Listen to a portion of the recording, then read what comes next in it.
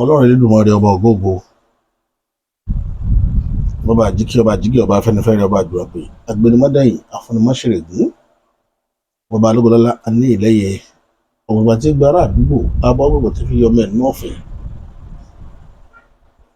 Ọlọ́run Elédùmarè iṣẹ́ adúpẹ́ o tẹ́ tó kà wáyé lónìí, adúpẹ́ pé òkun. Ìbà àwọn ẹ̀yà mi òṣòmọ̀gà, àwọn alátọ́jọ́kọ́ àtẹ̀dẹ́jọ́kọ́ àti fún gbòòrò,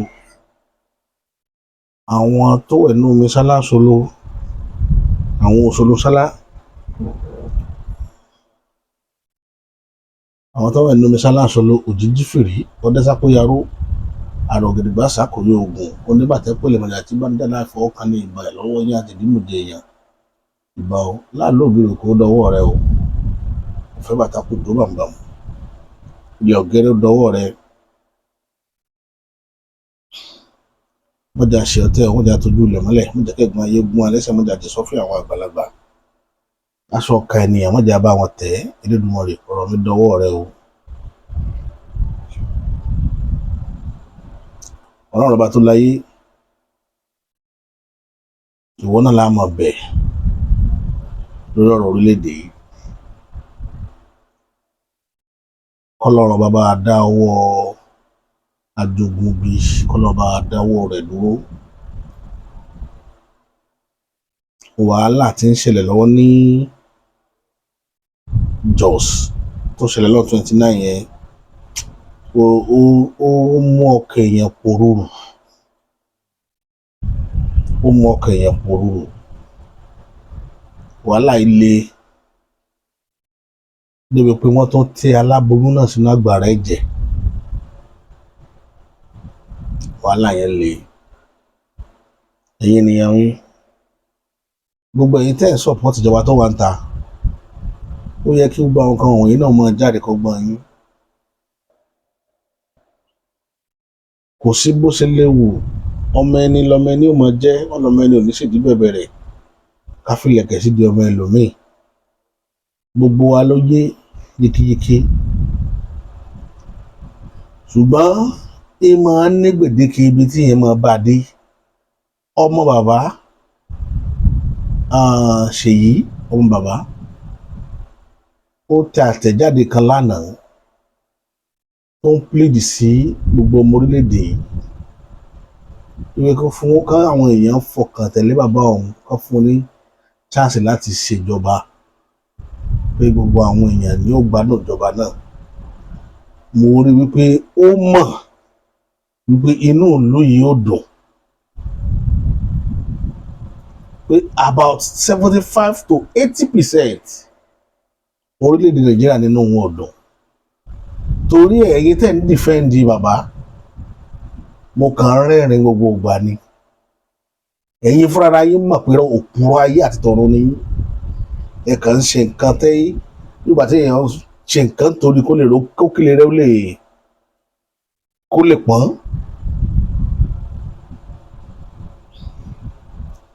Because mo sọ̀rọ̀ kan nínú fídíò tí mo ṣe lọ pé nígbà tí èèyàn bá yá 183 trillion nínú ìjọba tá a wá rí impact ẹ̀, positive impact àwa rí. Àwọn èèyàn ní láti kíyèsára pẹ̀lú tí wọ́n mọ̀ dìfẹ́ǹdì. Ń jẹ́ kí ọkàn àwọn èèyàn máa pòrúurù láti tẹ̀ka fún APC ní 2027. Pé ẹni tó dájú dé level yìí, kí ni ò lè dánwò? Ọ̀rọ̀ insecurity wá lè step on toes níbi tó dé. Yorùbá man wá pẹ̀lú ọ̀bọ wọn jáwúrà. Etí ń do èmi nìyẹn. Wọ́n á sọ pé wọ́n ń trade ẹni wà political ni. Tẹ́ bá fẹ́ mọ̀ pé irọ́ ló wà lédìí kínní, ọ̀rọ̀ tí Chief of Defence sọ, òun ló ṣàfihàn Olúyẹdé tí bàbá bọ́ tàbí bàbá sọ pé ẹ jẹ́ ká da àwọn Boko Haram pọ̀ mọ́mọ́tọ́, péré tó bá repent nínú wọn ká da pọ̀ mọ́mọ́tọ́, kò tí ì burú jù pé ká treat wọn bí prodigal son. ibi tẹ́ ti mọ̀nà kó wà political. Nígbà tí wọ́n fẹ́ pa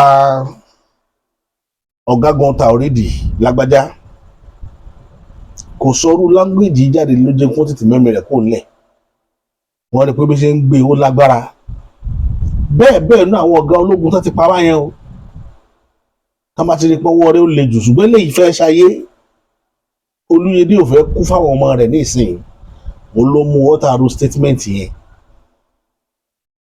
definitely ẹ mọ àwọn tó wà behind all these things but you don't want to step on toes òun ló jẹ́ àwọn àánú condition tá a wà lẹ́nìí ẹ mọ àwọn tí ń pa àwọn èèyàn ṣayé ẹ mọ̀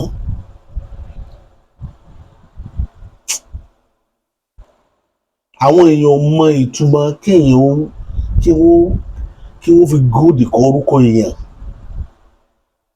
ẹnìkan sọ wòlíì kan sọ níbi kan ó ní ṣé bàbá Bọ́lá Ahmed Tinubu sówó ní sọ pé òun wá kiri ládùúgbò ọlá iyì ẹ̀yẹ tó ti ní ayé rẹ̀ ibi tí bàbá Bọ́lá Ahmed Tinubu ṣiṣẹ́ dé agbókò gba presidency níbi tó ṣiṣẹ́ dé yóò lówó tí ó fi kú kúrò lórí ilẹ̀ ni ẹ wá gba presidency orúkọ tẹ́ ẹ ti build for long ẹ wá ń tẹ mọ́nà àròfọ̀ kò tí ì burú dé level yìí rí fún yín ẹ̀yin gan ẹ lọ wò ó látẹ̀yìnwá kò burú dé level yìí rí kẹ́mọ́tẹ̀ wàá ríjọba yẹn ṣe pé ẹ rọ́rọ̀ Boko Haram yanjú ṣùgbọ́n ẹ yanjú ọ̀rọ̀ náà ẹ wá tó rí iná náà yanjú ṣáwọn Boko Haram ló tún wà nídìí iná ni.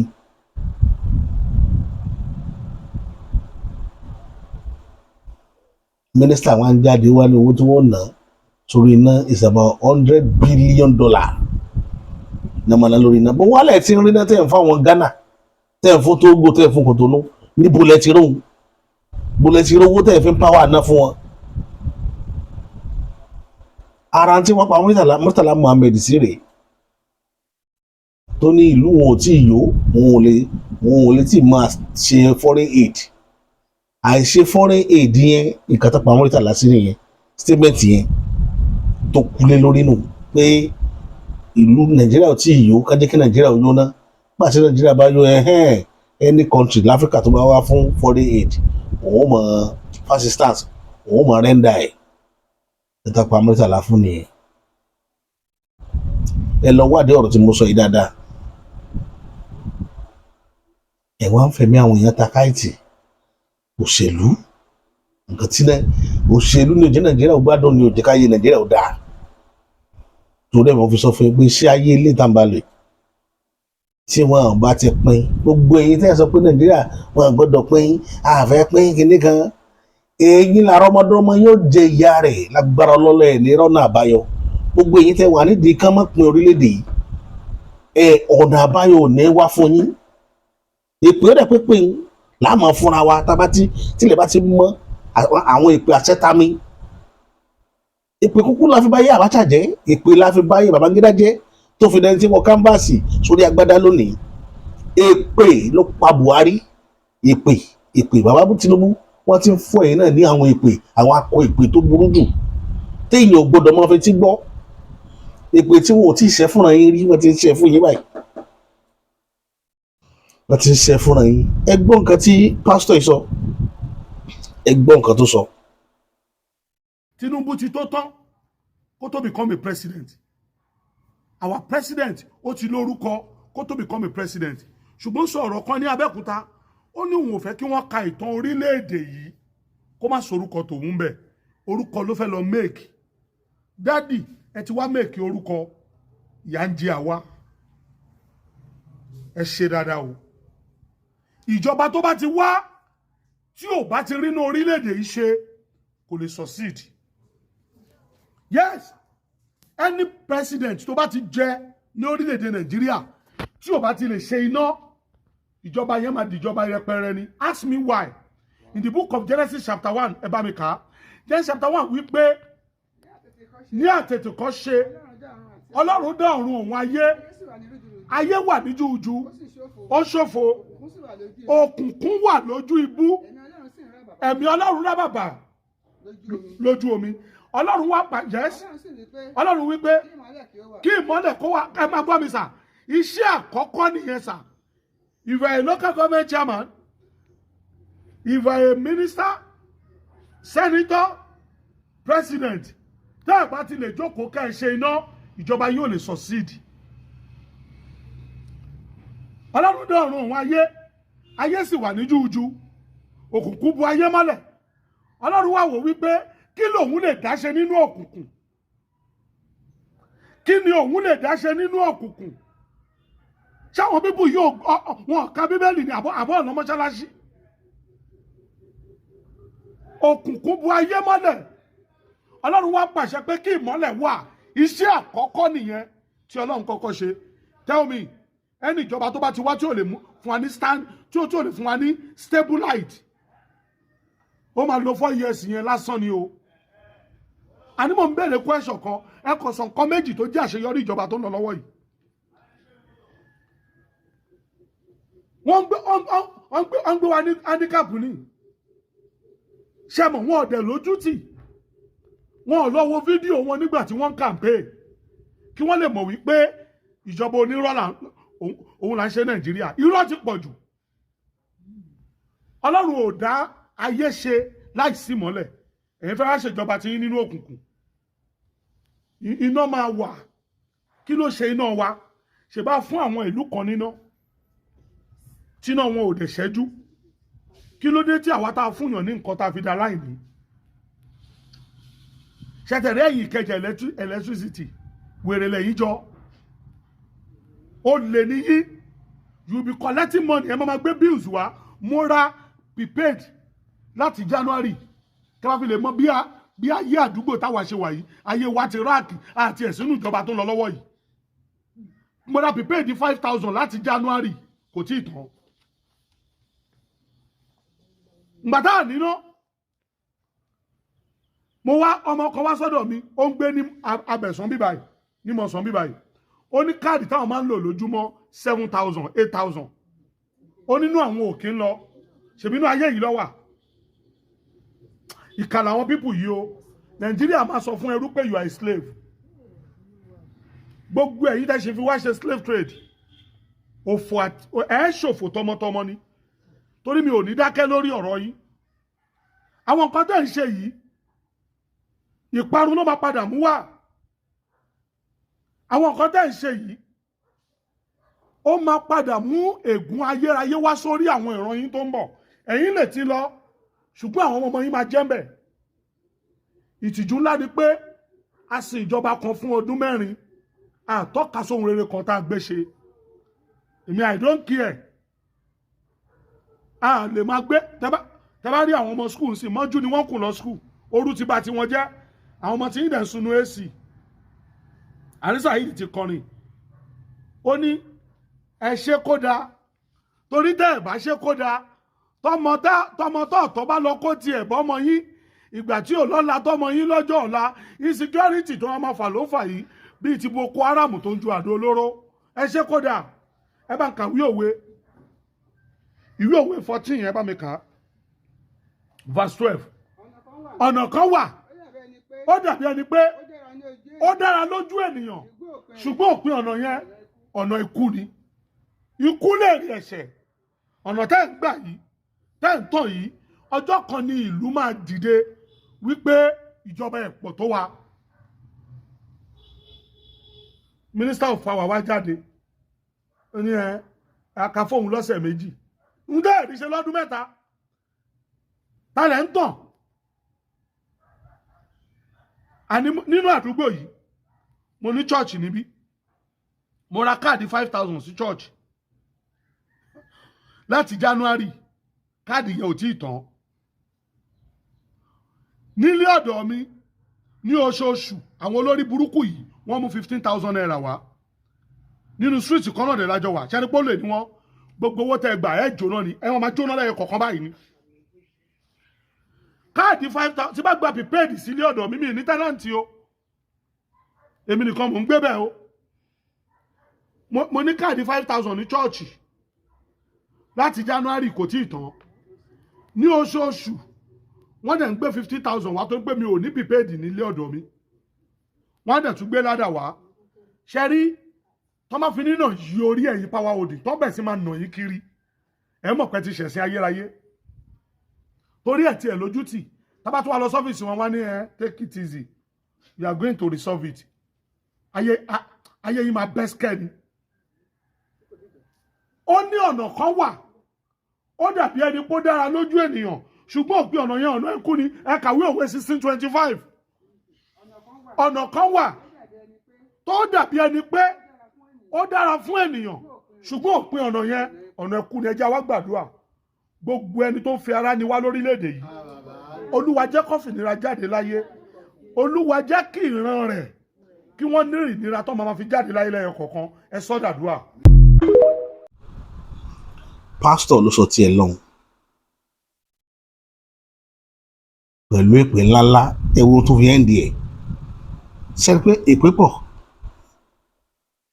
ó kù sí yẹn lọ́wọ́ tẹ̀yìn náà bá fẹ́rẹ́ èpè kò sí nǹkan tó ń pè ní ẹkọ́nọ́mì gbogbo tẹ̀ ń sọ pé iye ẹkọ́nọ́mì yóò padà dá kí ni nǹkan táwọn analyst yóò mọ̀ sọ ẹ̀rín wọn kàn mọ́ ń pa mí ni àwa lẹ́ ń tàn wọ́n sì tàn wá láyé Buhari nìyẹn pẹ̀lú ẹkọ́nọ́mì wọ́n tàn wá láyé láyé Jonathan náà máa ń ṣe tàn wá nù tí gbogbo ẹ fi dojúrú tí ò lójú túmọ̀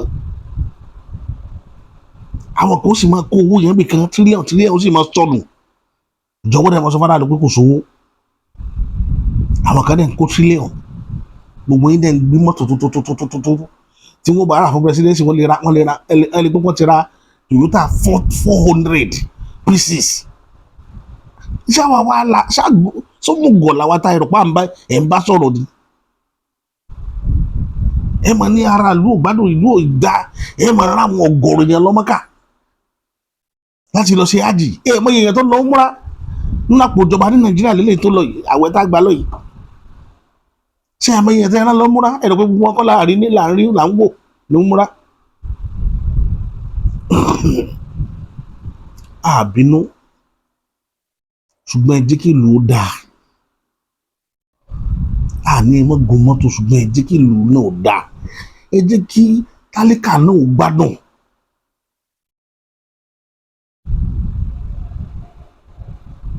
ẹ wá ń ṣe ní iná àti iná tálíkà òṣùwọ̀n iná àti iná tálíkà òṣùwọ̀n ẹ wá láàmú ṣàdúrà fún yín àní ṣàdúrà fún yín láíláí ìpè tí ìjọba olè oyè ni wọ́n mọ̀ fún yín nígbà tí ọ̀rọ̀ òṣèlú bẹ̀rẹ̀ mo rántí vividly nígbà tá n campaign fún 2023 gbogbo àwa tá a dúró tí bàbá Bọ́lá Ahmed Tinubu ń gbà yẹn àtúgbàǹgbà sùn lọ́yẹ́ àyà wa di kò síbi tá a lè wọ̀ tá a sì lè sọ̀rọ̀ à ń dirí yìí defend nígbà yẹn ẹ̀yin náà ẹ lọ wo àwọn fídíò tá a ṣe ní 2022 2021 ẹ lọ wo àwọn nǹkan tá a fi ń defend yìí ọkàn wa balẹ̀ láti defend yẹn anywhere ẹ lọ wo interview mélòó gbogbo àwọn ọ̀rẹ́ náà mọ́kìrì tí wọ́n ń gbádùn yín lé ní yóò support yín nígbà yẹn Buhari ò support yín nígbà yẹn gbogbo àwọn tẹ́ kó sòdílé ní ẹ̀yin rò pé àwọn tó sọ̀tà yín gbà yẹn àwọn ní gbogbo entitlement tẹ́ fún wọn ló ní tọ́sí bọ̀ wọ́n wá bọ ojú yín jẹ́ ibi tó Ọlọ́run kì í sọ bá a kà wọ́n bá ojú ẹ lọ́wọ́ nǹkan táwọn èèyàn yín sọ má dáradára lórí atẹ́gùn lórí TV station ẹ lọ bó fáwọn sẹ́ni nígbà yẹn ẹ lọ wo stand ẹ lórí yín ní 2023 àwa tá a fèsì rẹ̀ fáwọn sẹ́ni rèé àmọ́ ń fèsì ẹ̀ tó yẹ pé kò ní lè sọ̀rọ̀ mọ́ lẹ́ni nínú àwọn ọmọ yín tí ń tẹ̀lé kiri lẹ́ni mélòó wọn ló lè fèsì rẹ̀ fáwọn sẹ́ni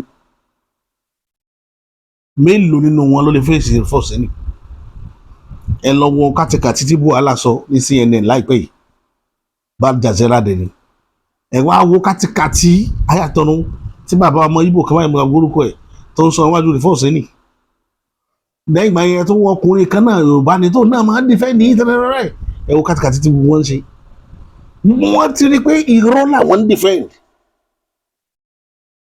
so ó rọrùn láti defend irọ́ ni kò rọrùn èèyàn mi mo fẹ́ kẹ́yìn náà wo nǹkan tí ìfàṣẹ ní fi ojú ọkùnrin ọmọ bàbá ọmọ Ìgbò yìí tó fojú ẹ̀ rí. It is on record that there are 7 7,000 new enterprises that have sprung up, since the inception of the Tinubu's administration. Mr. Bakari, real quickly, can you give us the source of the data that said 7,000 new companies or enterprises have sprung up?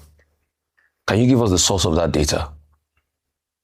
That's number one question, briefly. The source of that data. Secondly, I also want you to give me the data that says that most people are willing to vote for, or most people are supporting President Tinubu in the Southeast. Can you also give us that data? But the source of the data where you say 7,000 enterprises sprang up. Well, I think the source, is from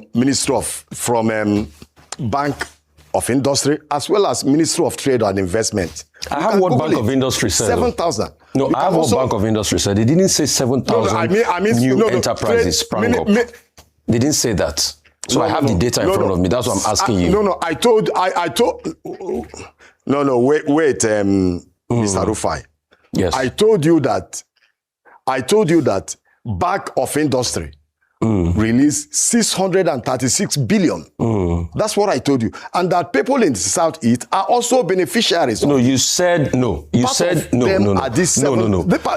You said that since President Tinubu got in, 7,000 industries did spring up.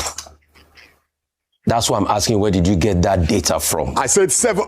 You said 7,000 industries sprang up. I said 7,000. I said no. Enterprise. I didn't say industry. I didn't say. I said 7,000. No, enterprise sprang up. Let me enterprise. I said yes. That's what you said. So I said, give me the data that showed that 7,000 enterprise sprang up. That's all I'm asking for. And then also give me the data that showed that most people in the Southeast are now in support of President Tinubu. Give me those data sets. Okay, I think we have to go if he doesn't have in respect of the 7,000 enterprises, it's quite clear. Ministry of Trade and Investment noted it. And you can go and Google it. They said, no, so okay, let me tell you what they said. And the presidency. Let me tell you what they said. They said. They didn't say 7,000 new enterprises sprang up. They talked about over 636 billion, being spread across 7,000 enterprises across the nation. So they are pre-existing. They are not new enterprises that sprang up. So your data set was false. What you said was false. Secondly, you have not given us the data. We are just saying. We are just saying. No, we are not saying the same thing. You said they sprang up. That means they just started. This data is saying that was dispersed across pre-existing 7,000 enterprises. So what you said was false. Okay. Thank you. Okay. But at least you agree that since President Tinubu came on board, a lot of enterprises, thousands, have sprung up. Dr. Is it not a positive news? Dr. Bakai. Kò tán síbẹ̀ o. Nítorí ẹ̀ tí tán síbẹ̀ o. Ẹ wo tí ẹ tún wò mí, màá fi kejì hàn yín. Má ọmọ Yorùbá yẹn nù yẹn tí ẹ mú bẹ́ẹ̀ ológun ta sí lédi yẹn gbọ́n tí lédi yẹn fi dá lóhùn padà.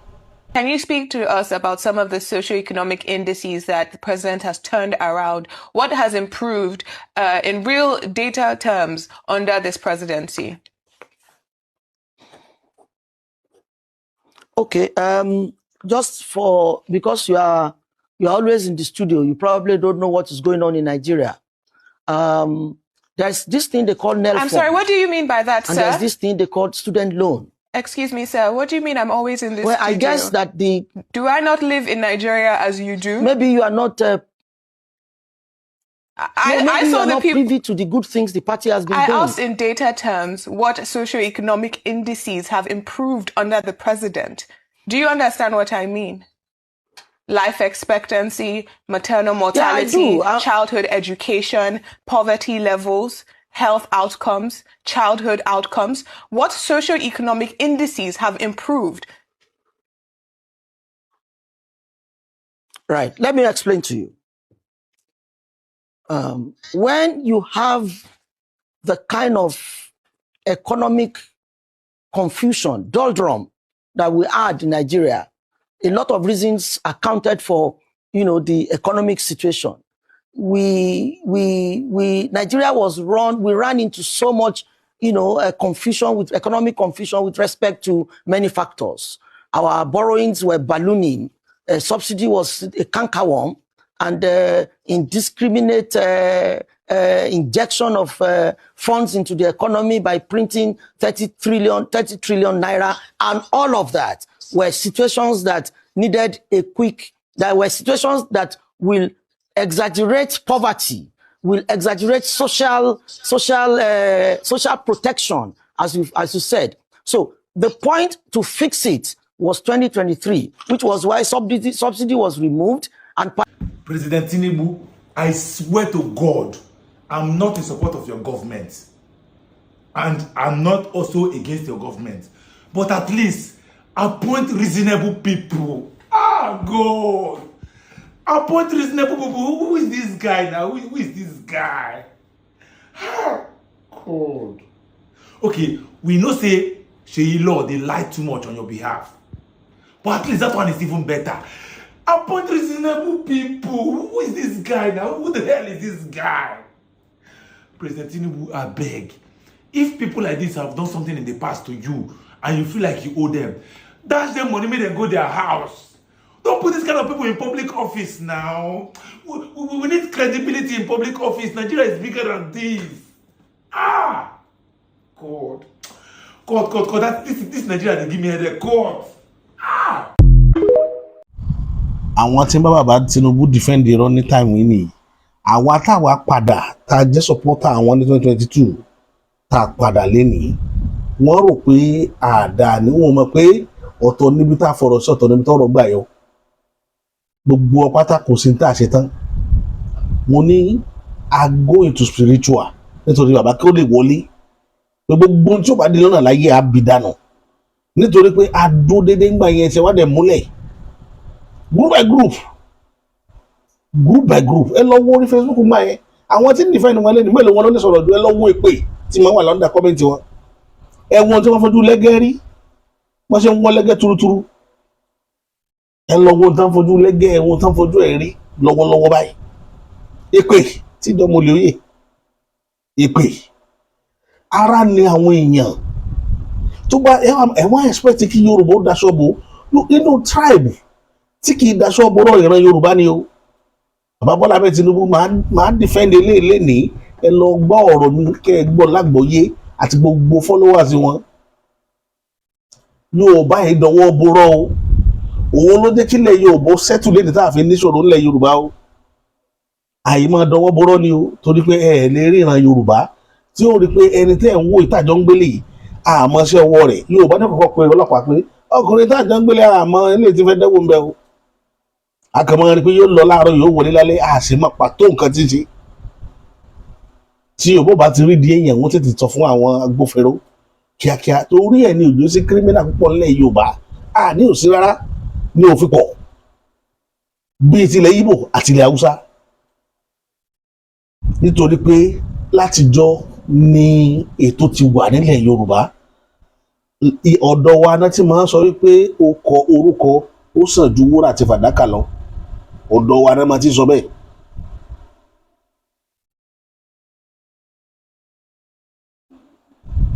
ọ̀dọ̀ tí wàá máa ti sọ bẹ́ẹ̀ ọ̀dọ̀ tí wọ́n lọ́hùn-ún àwọn ìwórúkọ rere tí wọ́n òun ni ò jẹ́ kó gbogbo òkè ọyá ọ̀sẹ̀ tó dònídọ̀la.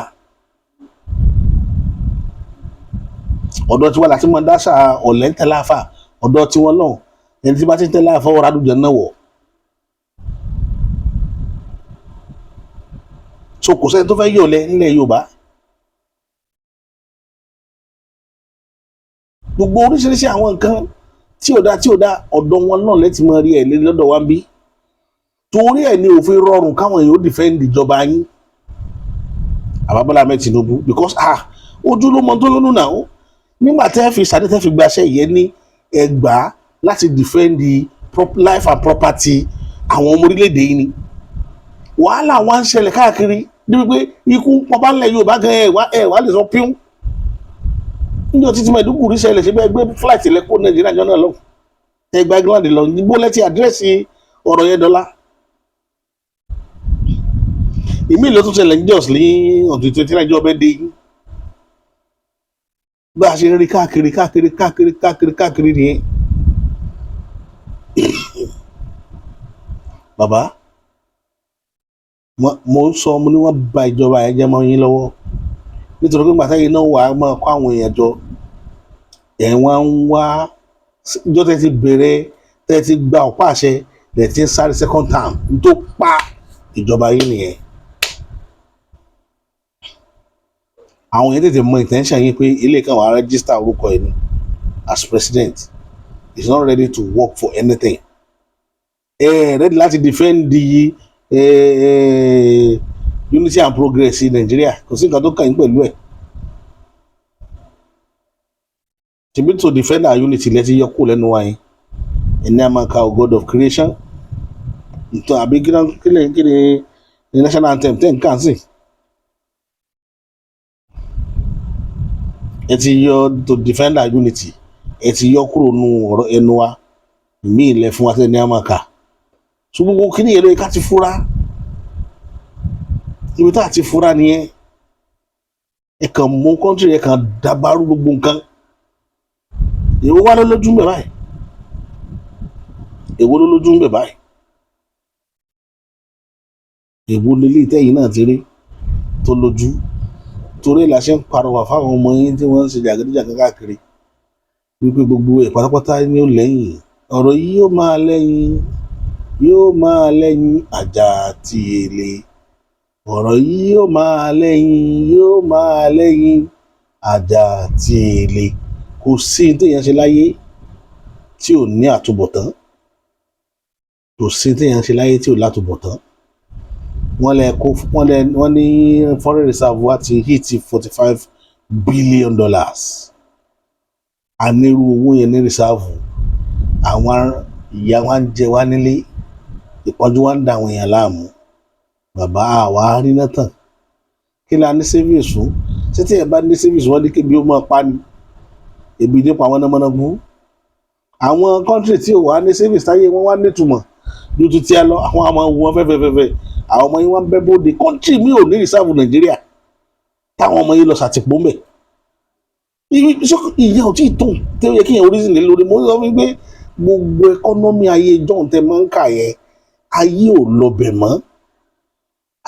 lọbẹ̀ mọ́ ẹ̀yin náà ẹ jẹ́ káwọn èèyàn ó lè ronú ẹ fún wọn ní tí ó jẹ́ kán lè ronú àìmọye nǹkan míì tó pé ó wà tó ta lè ṣe tí ó mú owó wọlé fún wa bí èdè sọ́sì ṣe pọ̀ tó lórí èdè tọ́lọ́run fi kẹ́ wa àwa ní good management kò sẹ́ni náà tó ṣe tá àti manage orílẹ̀-èdè yìí ní good managers láàní tí ó kàn jókòó pé ilé ìbúṣẹ kó lọ rè ilé kó lọ báyìí kó lè lọ báyìí kó lè lọ báyìí kó lè lọ báyìí ó tán ìta ní nìyẹn àfàwọn tí wọ́n fi gbòsí gbolé àfámílì ìyàwó mi nìyẹn lọ fún wọn hábẹ yẹn káwọn náà máa rówó ta irú system tá à ń rán nìyẹn ó lè jẹ́ kí ìlú yìí ó lọ wájú tó ti gbé owó stagnant báyìí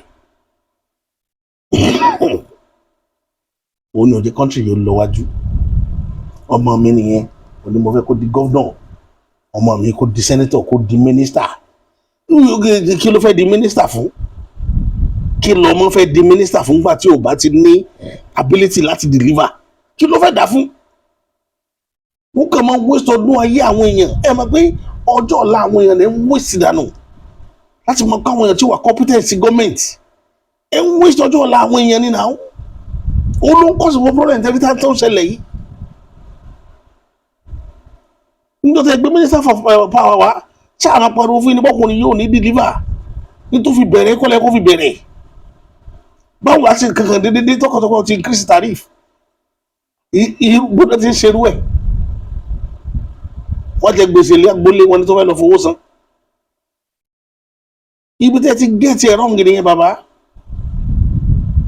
ẹ get it wrong àwa tá a jẹ́ kí ní ga àwọn gbogbo tẹ́tí lè tap resources ṣé ẹ̀ ní minister for transportation iṣẹ́ wo ni minister for transportation yìí ń ṣe ẹ̀ sọ́sẹ́ tí ń ṣe bàbá point of revenue Nàìjíríà láyé owó tó máa wọlé níbẹ̀ yẹn lásán kì í ṣòwò wọn ṣùgbọ́n àwọn abíkẹ́ máa wá ẹnìkan tó lágbára láti lò nítorí pé ẹ fẹ́ ṣe kankan lọ́jọ́ iwájú àwọn nǹkan tẹ́ máa ń ṣe nìyẹn ó ti mọ́ yín lára ó ní òde kẹ́ lè deliver ìgbẹ́ máa fẹ́ lọ́rọ́ àwọn MC olóòmọ pé àmọ́ fẹ́ kí MC kó wà ní agbọ̀n kan kó náà máa control bẹ̀ torí sábà rí lò lọ́la máa wá àwọn alágbára káàkiri máa lọ́rọ́ rẹ́nu tó pé rẹ́nu lẹ́nu ó ti fáyà yín ẹ̀mú ẹ̀lọ́fẹ́ ábì kan kí ni gbogbo àwọn èèyàn fẹ́ ṣe nínú ìjọba yín àwọn ọ̀tá yín tí ò fẹ́ràn yín láti lẹ̀ ẹ̀yin lẹ fọwọ́ ara yín bàjọba ara yín jẹ́ gbogbo ẹ̀yin ọmọ Yorùbá ẹ má bínú torí ẹ̀yin lẹ mọ tí ń ṣẹlẹ̀ gbogbo àwọn tẹ́ ẹ̀ lọ ń kọ dí tẹ́ ẹ̀ ń bá sọ̀rọ̀ pé kán fi bàbá Tinubu lẹ̀ ẹ kàn ń waste time ara yín ni ẹ ń waste time ara yín ṣé gbogbo wàhálà tó wà ń lẹ̀ yìí ṣé kò kan Yorùbá ni kò kan Yorùbá náà eré tó ṣe pàtàkì jù ni pé bó o ní ilẹ̀ Yorùbá ó ṣe gba ìdáhùndè bó o ní ó ṣe gba àtótò gẹ́gẹ́ ilẹ̀ Yorùbá nídìí ẹ̀ báyìí ilẹ̀ Yorùbá ti ní àtótò gidi ká jókòó lára wa ká sọ̀rọ̀ bó la ń lọ torí bàbá yìí ti fọ́nbù tí bàbá kúrò ńbẹ̀ ní tí ojú Yorùbá ò rí pọ̀npọ̀n náà yẹn ni tẹ́mi ò mọ ibi tí ó rìsọ́ọ̀tì sí ṣùgbọ́n nǹkan kọ́ṣà tí mo fẹ́ bẹ̀rẹ̀ lọ́wọ́ èyí tẹ́ ẹ sọ pé káfílẹ̀ ṣé lójú tí wọ́n gangan sójú wa ò máa rí ni ọba méjìlá pa lẹ́kìtì dọ́là àtẹ̀yìn tẹ́ ẹ sọ pé káfílẹ̀ mélòó nínú yín ló jáde tó sọ̀rọ̀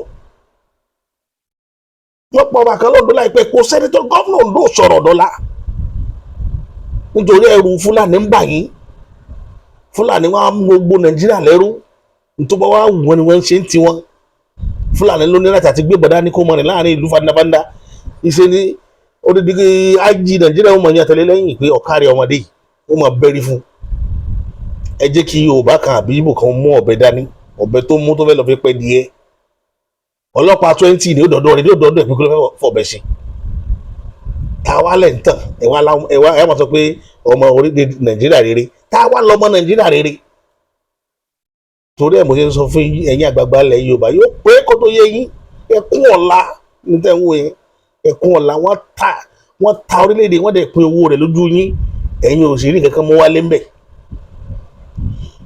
wọ́n ta orílẹ̀-èdè yìí lójú yín ṣeré nǹkan kan gbàbọ̀ ẹ wàá máa yan ẹ máa sọ pé káwọn èèyàn má sọ̀rọ̀ mọ́ ẹ gbàgbé lórí ẹ̀ ọ̀rọ̀ lásọ wọn lọ́rọ̀ lọ́mọ ilé tí ikún máa jẹ gbogbo ẹ̀yin tẹ́ bá yẹ létí ikún nínú wa ọ̀rọ̀ lẹ́ẹ̀ máa jẹ ọ̀rọ̀ àníyé sọ̀rọ̀ mi ní sọ́jú báyìí lọ lórí ìkànnì ilé ní títí tá fi mákọ̀tún ètò mi wá èmi tí ń tòótọ́ bàbá àṣà.